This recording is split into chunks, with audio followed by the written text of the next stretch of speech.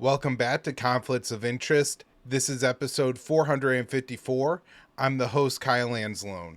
A lot to talk about on today's show, but first, want to remind everyone that we are holding our fundraiser at the Libertarian Institute. So head on over to libertarianinstitute.org/donate and make a contribution. We have great kit bats there. And of course, every dollar that you donate goes to producing great libertarian content. So from me, that includes this show, the articles that I write every day, and the daily news roundup that I put out. But at the Institute, we publish books.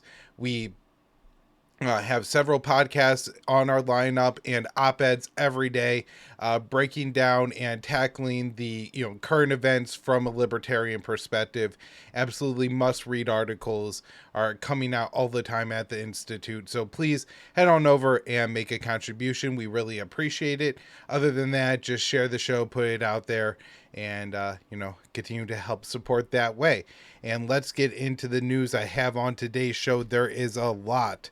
First up here is an article that I wrote for the Libertarian Institute on July 31st. Senators introduce bipartisan bill to regulate online speech. Senators Elizabeth Warren and Lindsey Graham have introduced a bill to create a new federal government commission overseeing online communication. The legislation is presented as consumer protection but grants new government authorities to police speech on the internet. This is Warren's statement on the bill. For too long, giant tech companies have exploited consumer data, invaded Americans' privacy, threatened our national security, and stomped out competition in our economy. This bipartisan bill would create a new tech regulator and make clear that reining in big tech platforms is a top priority on both sides of the aisle. Lindsey Graham said, "For years, I have been trying to find ways to empower consumers against big tech. I have heard too many stories from families who feel helpless in the face of big tech.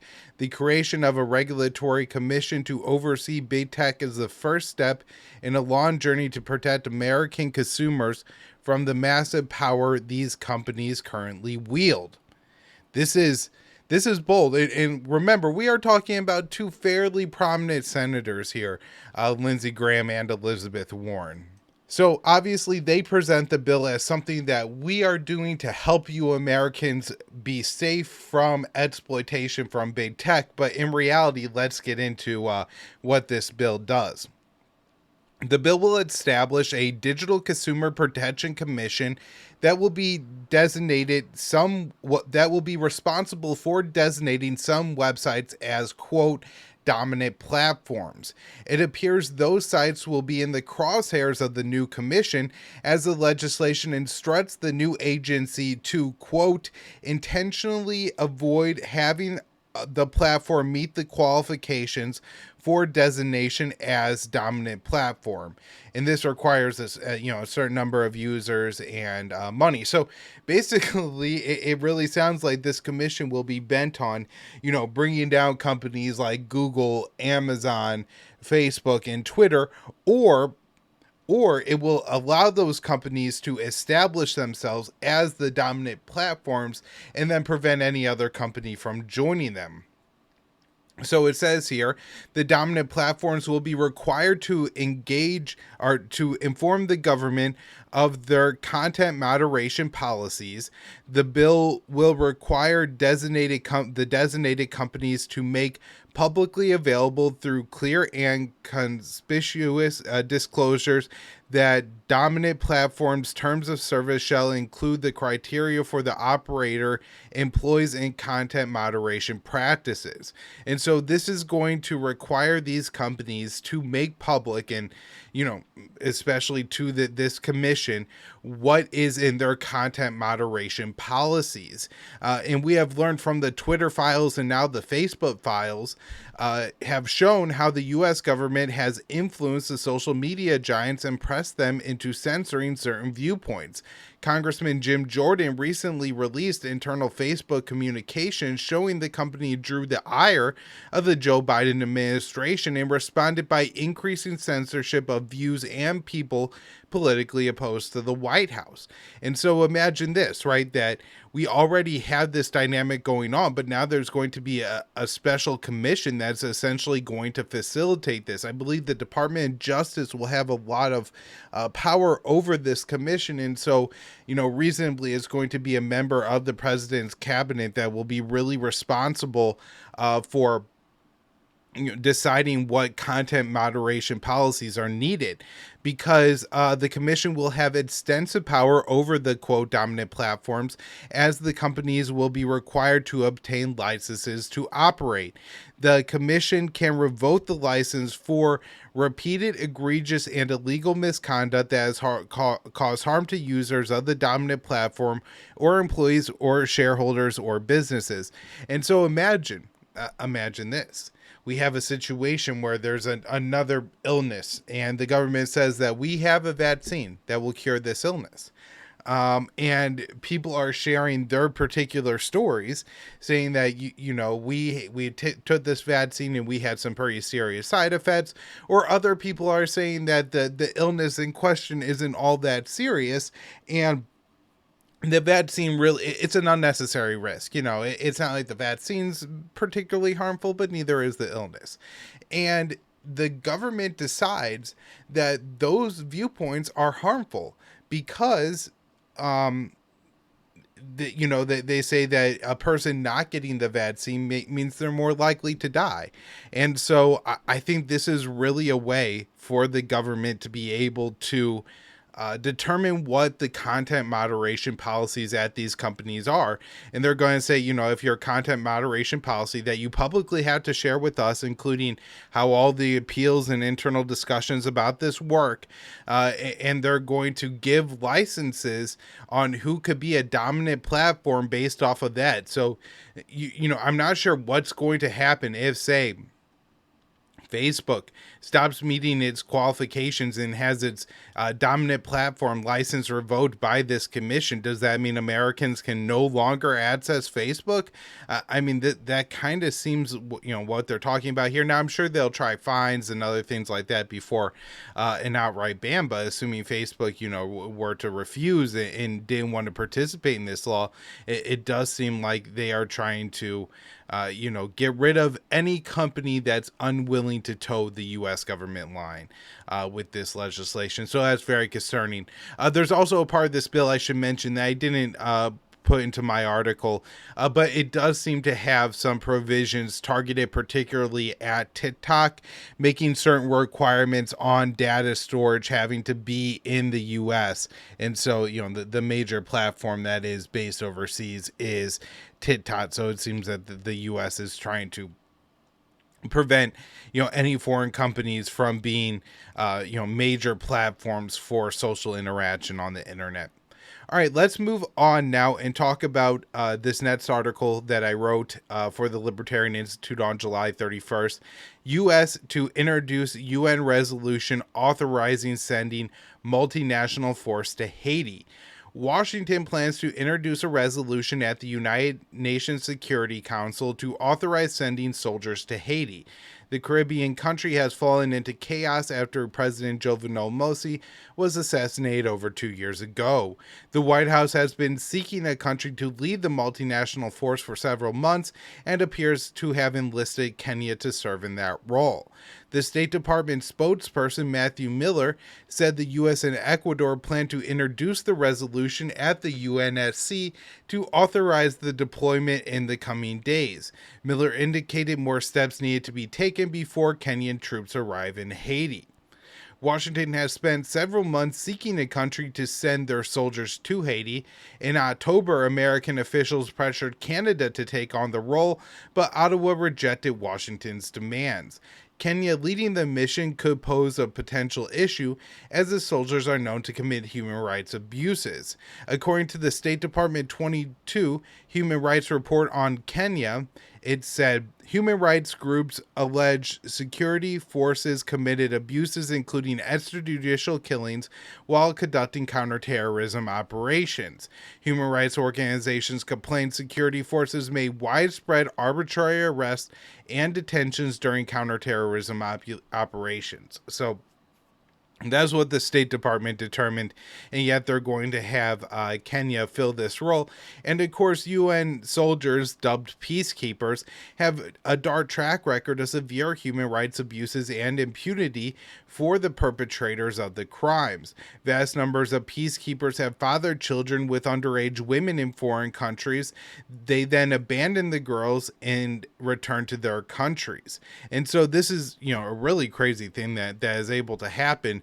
And to my knowledge, not a single UN peacekeeper has ever been forced to pay any kind of restitution for this. But, the UN peacekeepers will show up, say, Ugandan peacekeepers will show up in Sudan, and they'll tell the 14, 15-year-old girls there that, I'll marry you and take care of you.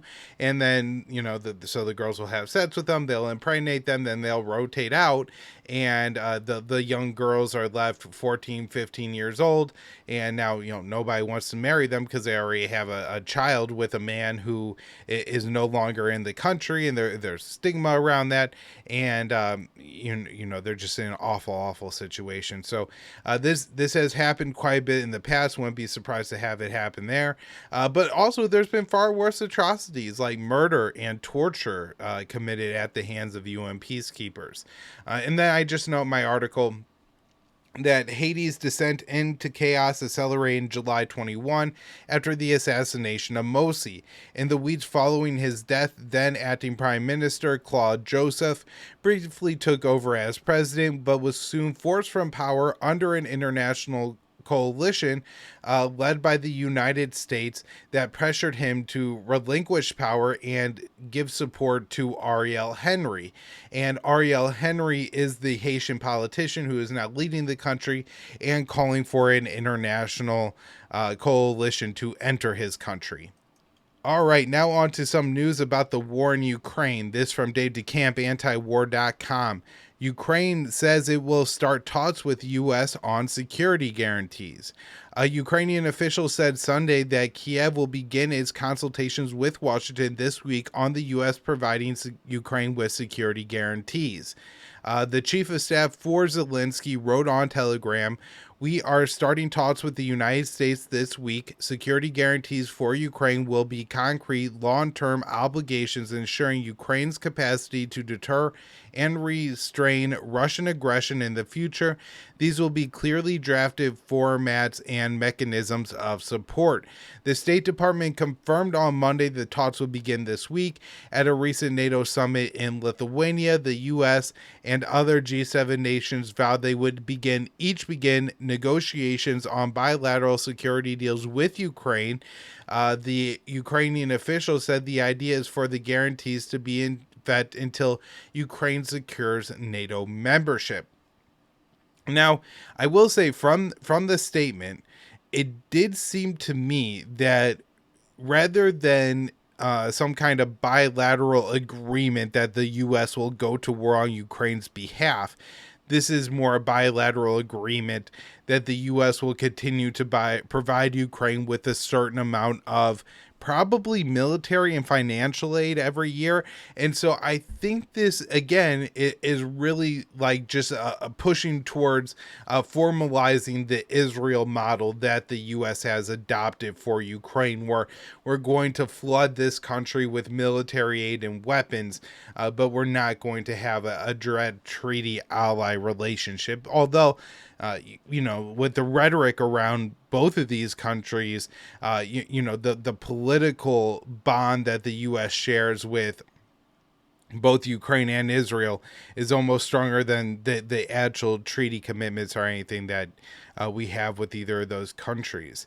So this is interesting. However, this agreement ends up coming out will have huge impacts on if the war in Ukraine can really come to an end. If the U.S. signs an agreement with Kiev where the U.S. says that, we mutual defense with Ukraine, then Russia will likely see that as NATO membership essentially for Ukraine, and feel obligated to take larger and larger amounts or all of Ukrainian territory, and essentially either take the whole country or have to put a new government in charge of whatever rump state is left in Ukraine, that would terminate that agreement and adopt a position of neutrality. At the same time, it could depend on the level of weapons that the U.S. agrees to give Ukraine too. That's a lot of Russia's problems with Ukraine joining NATO, is the deployment of Western weapons. And so if we're going to start giving them, say, like cruise missiles or, Tomahawk cruise missiles or something like that, Russia may decide that that's too far, and it's essentially NATO membership then too. So however these negotiations go, will have a massive impact on when the war ends and how. Next up here is a little bit of a follow-up that Dave wrote on a story that I covered on Monday's show. On Monday, I brought up that Saudi Arabia was planning to hold talks on the war in Ukraine, but wasn't planning on inviting Russia, and that I really felt the point of those talks was not to further a possibility of ending the war in the near term, but rather to ensure that whoever ends up leading the negotiations to end the war, and looking at independent countries here, African countries, India, Brazil, China, Mexico, countries who have said that our goal is to end this war, not to have this war end favorably to Ukraine. And what these talks do, and they held a previous round of these talks in June, is they don't invite Russia, and then they just push all these countries to say and agree with Ukraine that that their demands are reasonable, and that's how this war needs to end. And so kind of taking away their independence. So the Mexican president, that's AMLO, Andres Manuel Lopez Obrador, said Monday that his country would attend talks on Ukraine that are set to be held in Saudi Arabia this weekend, only if Russia is invited. So this is a very interesting position for Mexico to take, and I do think it's something that I guess I don't think Saudi Arabia is going to change their mind and send a offer to Russia at the last minute, but that Russia is making, or Mexico is making the standard that any peace talks have to include both parties of the war, which kind of made sense. I think is a smart thing to do, and hopefully this catches on, and maybe the next round of peace talks will at least send an invitation to both countries. Although, as we've been talking about on the show, both sides are pretty far apart, and it seems unlikely that anytime soon they'll be close enough together to really negotiate an end to this war. But war is unpredictable, and you never really know, and so it's always best to be talking and looking for that end, even if it doesn't seem to be close. Next up here, Dave DeCamp, Moscow says it has intensified strikes on Ukraine in response to attacks on Russia. And so particularly in the past couple of weeks, Ukraine has really stepped up strikes on Russia. But this has been an ongoing trend for, I would say, since the start of the counteroffensive, or maybe the month before, where Ukraine was really ramping up these cross-border attacks. And so there were infrequent drone attacks on the Kremlin, on Moscow, and more frequent shelling or raids over the Russian border. And so now if you read Russian media, almost every day there's reports of Ukrainian shelling of some border area between Ukraine and Russia, cross-border attacks, people being harassed, having their homes destroyed, things like that, or far more frequent drone attacks. And so I've long felt that the reason Ukraine was doing this is because they really don't have the ability to take territory from Russia at this point. And so what they can do is they can inflict pain on Russia. And, while it would be one thing to do that inside Ukraine by attacking Russian military positions, to some extent, as a Ukrainian official, you could kind of see why they may determine that carrying out attacks inside Russia would be more powerful. Now, Russia, of course, is going to respond by carrying out more attacks inside of Ukraine, and we'll see how this develops. This could get, really ugly if these two countries start attacking each other's capitals. And of course, imagine if Russia tries a decapitation strike on Ukraine or something like that. What the response in the U.S. is going to be. I think the political response will be quite extreme, but also what happens in Ukraine if Zelensky is injured or hurt, who takes over? It could be somebody even more radical and militaristic. So this next article here is another one I wrote for the Institute on July 31st. Trump says Russiagate was a coup, fueled war in Ukraine. And so I wanted to highlight this because I don't think Trump often does a very good job of articulating what happened in Russiagate, how nefarious it was, and the real impacts of it. And this article is about as good as Trump is going to get. But I do make criticisms and point out where I think he's wrong in my piece here. So in an op-ed published in Newsweek, former President Donald Trump said the Russiagate conspiracy was a coup attempt that led to the war in Ukraine.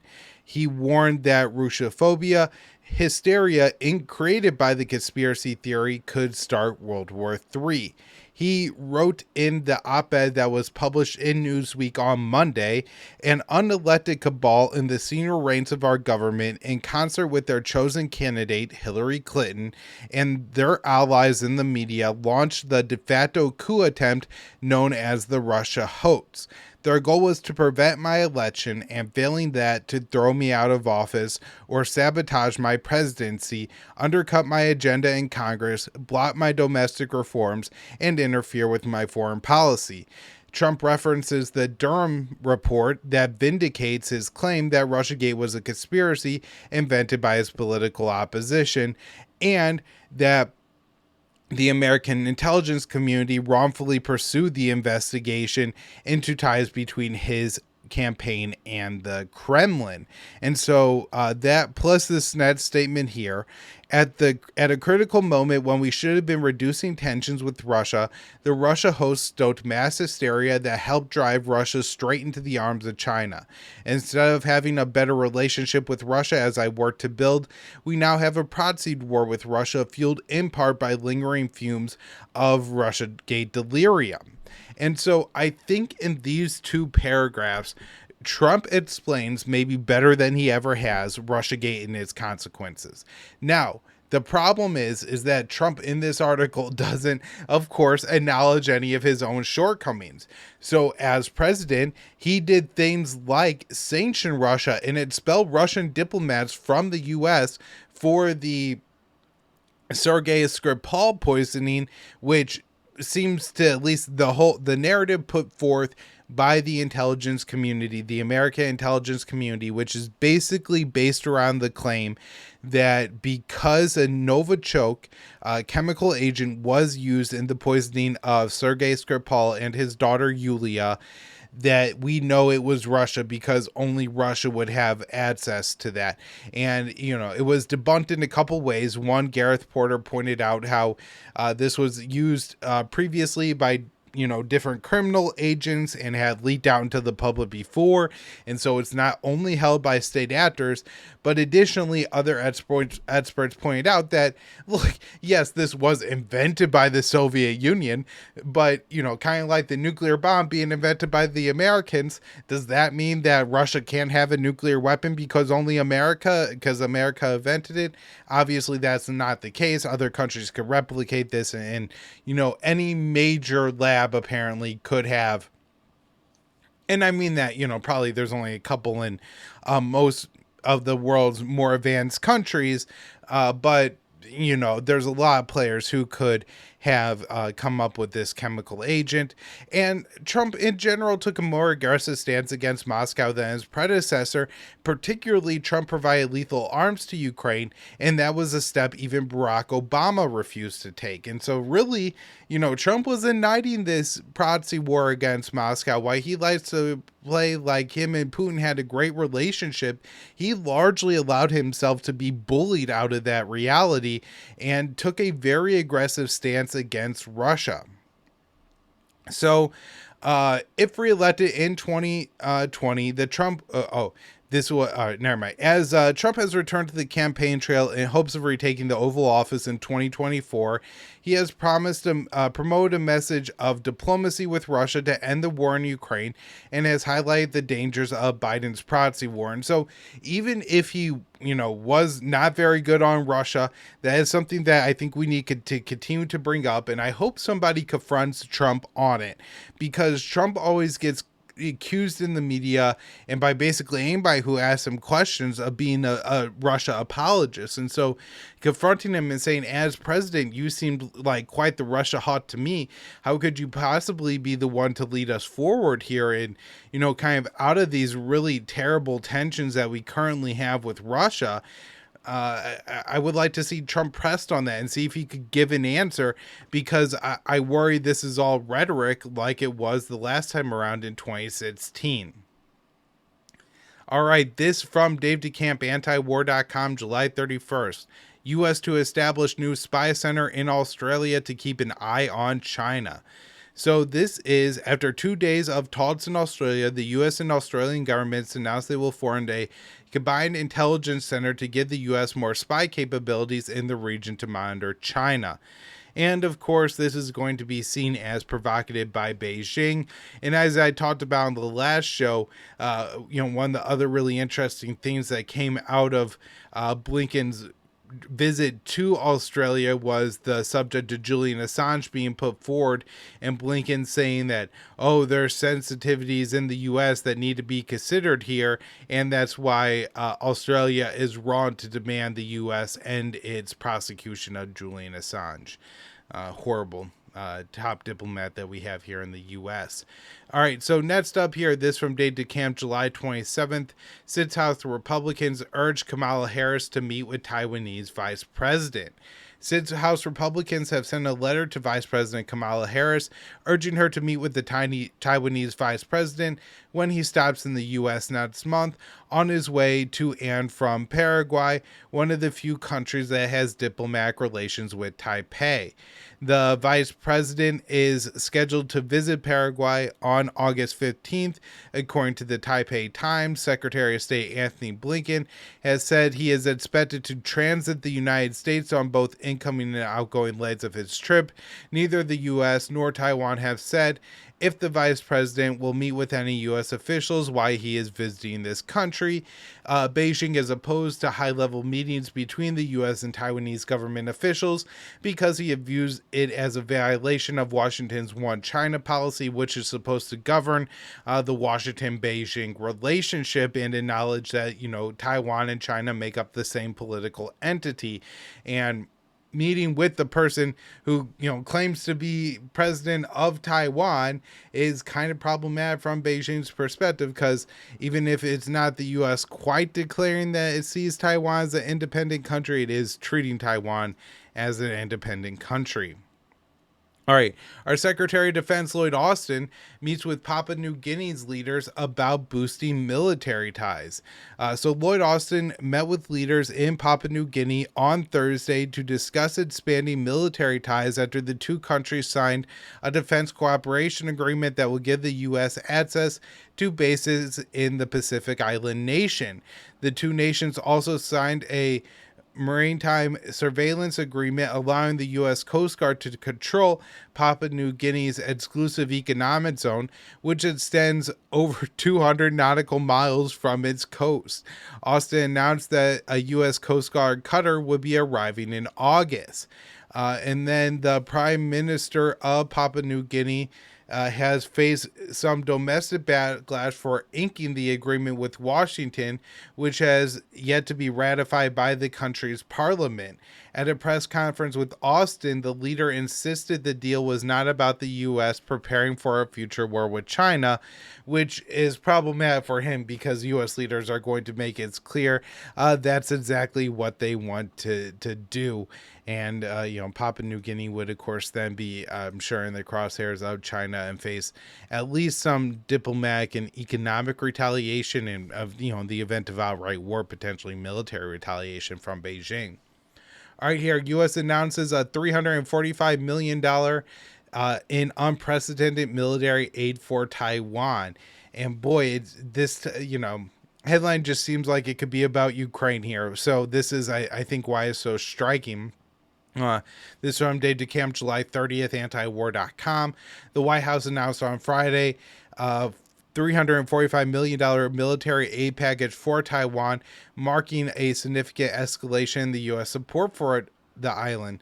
The U.S. has sold arms to Taiwan since Washington severed diplomatic relations with Taipei in 1979, but has never financed the purchase or provided arms free of charge. And again, this sounds an awful lot like the U.S. packages going to Ukraine. And we hear from U.S. leaders all the time how we could basically win a war against China by treating Taiwan like Ukraine. And I really think that this is what they're looking at doing. All right, next up here, this is from over a week ago, but I've been struggling to work in this article about North Korea. So U.S.-powered nuclear submarine dots in South Korea in latest provocation. So this happened about 2 weeks ago now, and it was within a week of the first U.S. nuclear submarine that docked on the Korean Peninsula for the first time since 1981. So 1981 goes by, and then 2 weeks in the middle of July of 2023, the Biden administration sends 2 nuclear-powered submarines to dock in South Korea. And this is always worth pointing out because Biden's Korea policy has been so sneaky that a lot of people don't realize how provocative Washington has been towards Pyongyang for the entirety of Biden's presidency. And so whenever North Korea responds and everybody makes a big deal of, oh, North Korea fired 2 ballistic missiles or whatever, it looks like North Korea is acting irrationally when really the Biden administration has taken steps not taken in decades in several ways to show unprecedented military support for South Korea. All right. So real quick here, I just wanted to mention the coup in Niger here. And there's a really good article by Brad Pierce. Wayward Rambler is the name of his Substack. And I recommend checking that out because he's going to be able to give you a far more in-depth take on it. But there were U.S. forces in Niger assessing the situation after the coup. This from Dave DeCamp. He wrote this one last week. And U.S. forces were there and restricting their movements and assessing the situation. So, of course, there's U.S. and French troops in Niger kind of holding down the Sahel region for those kind of 2 empires and their foothold in the region. And so, as Brad points out in his article, that could really be in jeopardy with this military coup. It's worth noting that the coup leader was apparently trained by the U.S. and had conducted training missions with the U.S. And we now have Blinken backing West African nations' threat to use force against the Niger coup. And Blinken expressed support for the Economic Community of West African States. This is ECOWAS, after it threatened to use force against coup leaders in Niger if the former president was not restated. And I'm not sure if this is bluster. After the coup in Mali, this group sanctioned that country and then later relented and lifted those sanctions. So I'm not sure if they can put together a military force, if they could even take on the coup leaders in Niger and how that would look. But this is definitely something to keep our eye on. I think particularly because of what has happened in recent years in Burkina Faso, in Mali, and the U.S. and France losing some of their imperial foothold in West Africa. They may really look to put some pressure on in Niger to not give up this particular foothold, as it would be, just a huge loss for the region for them because of what's already shrunk. All right, everybody, that's where I'm going to wrap up the show for today. Thank you all so much for tuning in. More shows later in the week. And again, be sure to donate to the Institute. Help us support our fundraiser. Thanks, everyone.